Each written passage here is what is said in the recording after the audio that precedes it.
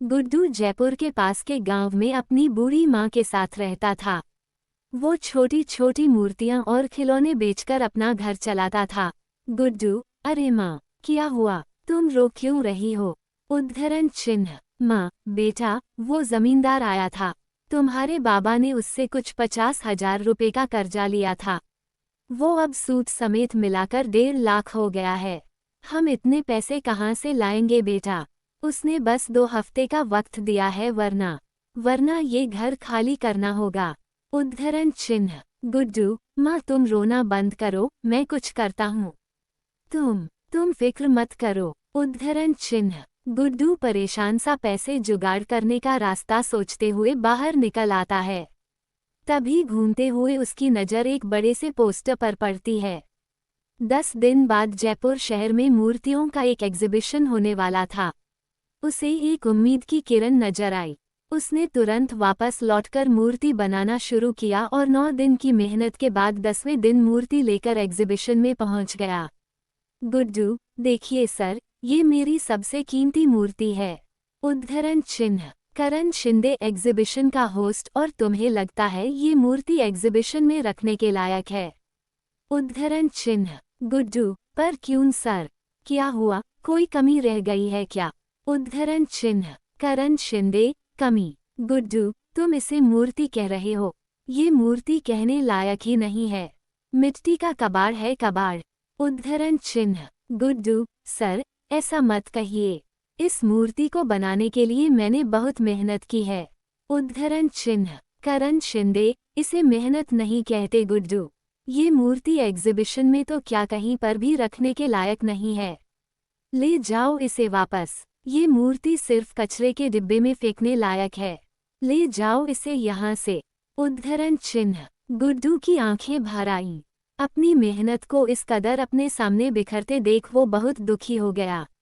गुड्डू ने आंखों में आंसू लिए उसे देखा और अपनी मूर्ति के टुकड़ों को समेटकर वहां से निकल गया। उसके जाने के बाद करण शिंदे खुद से ही बात करने लगता है। करण शिंदे, सपने हैसियत देखकर पूरे किए जाते हैं और तुम्हारी इतनी हैसियत नहीं कि तुम इस एग्जीबिशन में अपनी मूर्ति रखो, समझे? चाहे कितनी ही खूबसूरत मूर्ति बना लो, गरीबी तुम्हें कभी ऊंचा उठने ही नहीं देगी और मुझसे आगे तो तुम कभी नहीं निकल सकते। उद्धरण चिन्ह। गुड्डू रोता हुआ बाहर चला जाता है और सोचने लगता है कि अब वो क्या करे। वो माँ से वादा करके आया था वो पूरे पैसे लेकर आएगा। अब वो माँ को क्या जवाब देगा? गुड्डू, कोई फायदा नहीं हुआ इतनी मेहनत करने का। सब बर्बाद हो गया। मेरी महीनों की मेहनत बिखर गई। उद्धरण चिन्ह। वो उस टूटी हुई मूर्ति को गुस्से से वहीं पर फेंक देता है और वहां से आगे बढ़ जाता है। बस कुछ दूर जाने के बाद ही वो वापस पलटकर देखता है। उसे अपनी मूर्ति से बहुत प्यार है, जैसे उसका ही हिस्सा हो। वो ऐसे कैसे उसे फेंक सकता है? गुड्डू, चाहे जो भी हो, चाहे मैं कितनी ही बार असफल रहूं, पर मेरी मूर्तियां मैं नहीं फेंक सकता। एक दिन यही मुझे कामयाब बनाएंगी। हाँ। गुड्डू ऐसे ही इस मूर्ति को लेकर वहां से निकल जाता है। शाम हो चुकी थी। वो दूसरे शहर से यहाँ आया होता है, इसलिए फिलहाल उसके पास रहने का कोई ठिकाना नहीं होता। गुड्डू बहुत थक गया होता है, इसलिए वही बेंच पर पीठ लगाकर एक झपकी लेने लगता है। गुड्डू काफी देर तक सोता रहता है और फिर अचानक एक आवाज के साथ उठता है।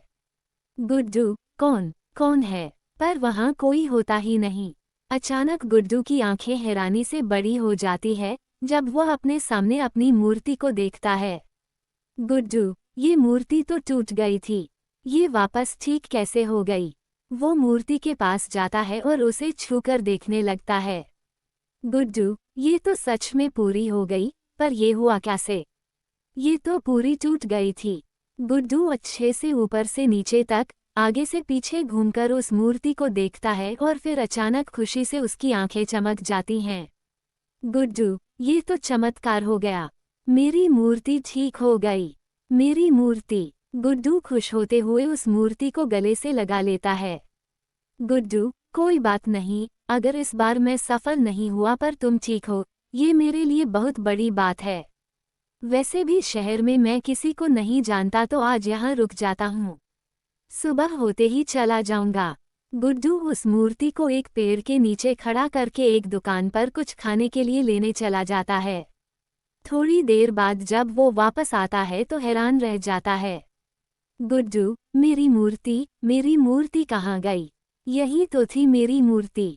मेरी मूर्ति। गुड्डू वहीं खाने का सामान रख आसपास मूर्ति को ढूंढने लगता है और आसपास देखते हुए उसकी नज़र पार्क के गेट पर चली जाती है जहां मूर्ति के पास एक औरत खड़ी होती है जो ध्यान से मूर्ति को देख रही होती है। गुड्डू, कौन हो तुम और मेरी मूर्ति को कहाँ लेकर जा रही हो? औरत, ये आपकी मूर्ति है। गुड्डू, हाँ, ये मेरी मूर्ति है और तुम इसे चुराकर ले जा रही थी। औरत, नहीं नहीं, मैं तो यहाँ से गुजर रही थी और इस मूर्ति को यहाँ देखा तो बस रुक गई। मेरा नाम मधु है। गुड्डू, झूठ ऐसा बोलो जो पकड़ा ना जाए। ये मूर्ति मैंने पेड़ के नीचे रखी थी। औरत, पर मैंने तो इसे यहीं देखा। गुड्डू उसे घूरने लगता है। गुड्डू, भला मूर्ति खुद तो चल कर आई नहीं है, कोई इसे यहाँ लाया ही होगा ना। मधु, मुझे नहीं पता पर आपकी ये मूर्ति बेहद खूबसूरत है। आपने खुद बनाई है? गुड्डू, हाँ, मैंने बनाई है पर कोई मतलब नहीं है। मधु, मतलब क्यों नहीं? कितनी खूबसूरत मूर्ति है ये। ऐसी और भी होंगी, आप इन्हें एग्जीबिशन में क्यों नहीं रखते? गुड्डू, कौन रखेगा मेरी मूर्ति को एग्जीबिशन में? वहाँ तो बड़े बड़े लोगों के राज है और मैं ठहरा छोटा सा मूर्तिकार। मधु, अरे, इसमें छोटे बड़े की बात कहाँ से आई? बात तो तुम्हारे जादू की है। कितनी खूबसूरत मूर्ति है। तुम बहुत हुनरमंद हो। तुम्हारे हुनर में ऐसा जादू है कि मूर्ति बिल्कुल जीवित नजर आती है। गुड्डू, हुनरमंद होने का क्या फायदा जब मैं कुछ कर ही नहीं सकता? हम गरीबों की मदद कौन करेगा? मधु, ऐसा क्यों बोल रहे हो? अगर तुम बुरा ना मानो तो मैं कल होने वाले एग्जीबिशन में तुम्हारी मूर्ति को रखवाना चाहती हूँ। गुड्डू, कल वाले एग्जीबिशन में? पर कैसे? कौन है आप? मधु ने उस मूर्ति को देखा और कुछ सोचने लगी। मधु, मैं एक मूर्तिकार हूँ। सिर्फ मूर्ति ही नहीं बनाती बल्कि उनकी भावनाओं को भी समझती हूँ और कल ये मूर्ति एग्जीबिशन में जरूर रखी जाएगी। अगले दिन एग्जीबिशन में गुड्डू की मूर्ति भी रखवाई जाती है पर किसी को गुड्डू का नाम नहीं पता होता, क्योंकि यह पहली बार हुआ था जब गुड्डू की कोई मूर्ति एग्जीबिशन में रखी गई है। गुड्डू खुश होकर देख रहा था। सबसे ज्यादा भीड़ उसकी मूर्ति के सामने होती है और ये सब देखकर उसे बेहद खुशी होती है। करण शिंदे ये सब देखकर उसके पास आता है। करण शिंदे, तुमसे कहा था ना तुम एग्जीबिशन में मूर्ति नहीं रख सकते, फिर किसने रखवाई ये मूर्ति? गुड्डू, आपने तो मेरी मूर्ति तोड़ ही दी थी और शायद आज मेरा यहाँ आना लिखा था।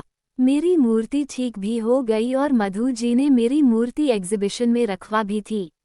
करण शिंदे, मधु, ये कौन है? गुड्डू, एक मूर्तिकार है, यहाँ एग्जीबिशन में है वो, शायद उनकी मूर्तियाँ भी हैं। करण शिंदे, यहाँ मधु नाम की कोई मूर्तिकार नहीं है और न ही उसकी कोई मूर्ति है। गुड्डू उसकी बात सुन हैरान रह जाता है। वो इधर उधर देखता है पर मधु उसे कहीं नहीं दिखती। वो सारी मूर्तियों को भी देखता है पर उसे कहीं पर भी मधु की मूर्ति नहीं मिलती। गुड्डू, ये सब क्या हो रहा है? मधु नाम की कोई इंसान नहीं।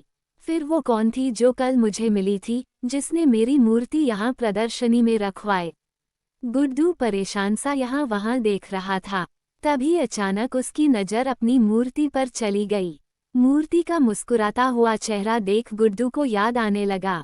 अचानक उसकी टूटी हुई मूर्ति का जादुई तरीके से ठीक हो जाना, फिर मधु का उससे मिलना, मूर्ति का प्रदर्शनी में आना और अब मधु का गायब हो जाना। उसे याद आता है कि मूर्ति कल अपने आप पार्क के गेट के पास पहुंच गई थी।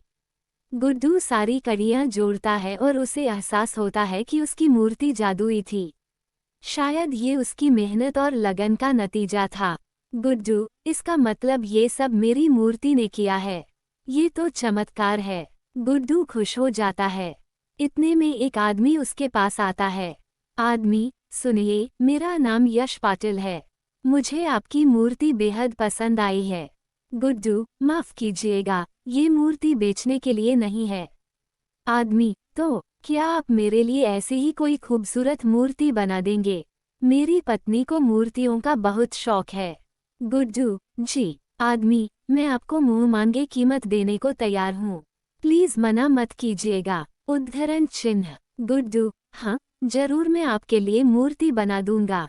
गुड्डू को वहाँ कई लोग उस मूर्ति की कीमत लगाने को बोलते हैं पर गुड्डू नहीं बताता। तो वहाँ खड़े कई लोगों ने खुद उसे मूर्ति बनाने को कहा था और मुंह मांगी कीमत में खरीदने को भी। गुड्डू ने खुश होकर सबको हाँ बोल दिया।